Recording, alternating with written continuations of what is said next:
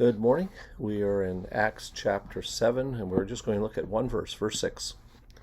And God spoke to this effect, that his offspring would be sojourners in a land belonging to others, who would enslave them and afflict them for 400 years.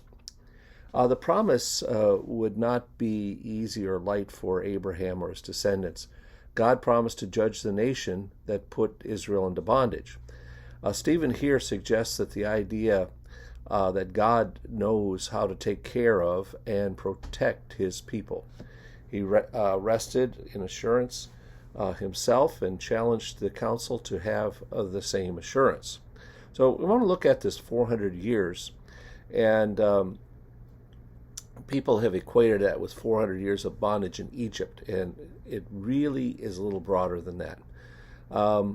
Genesis 15:13. Then the Lord said to Abram, know for certain that your offspring will be sojourners in a land that is not theirs, and will be servants there, and they will be afflicted for 400 years. Now we immediately think, well, the affliction, of course, is slavery. We don't see the affliction as not having the land itself. Now, Exodus 12, verse 40 and 41.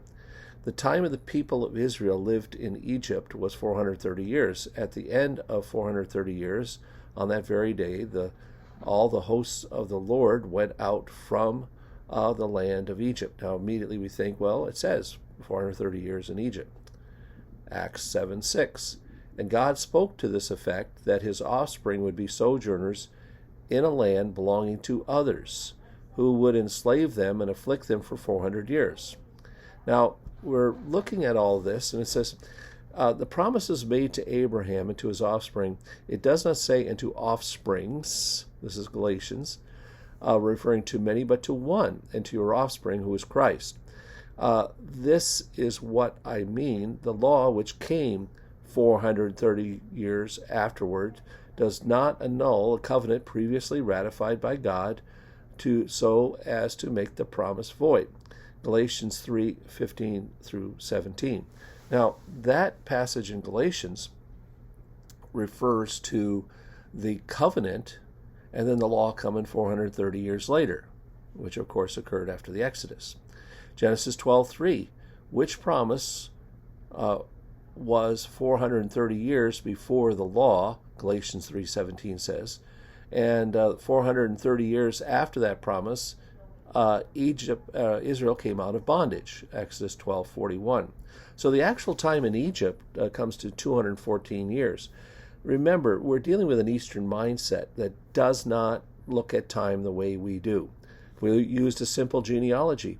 Genesis 46:6 and 11. Aaron's son was Kohath.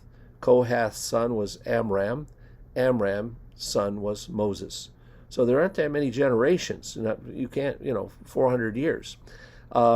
Even tighter is Moses' mother Jochebed was the daughter of Levi. In Numbers 26:58.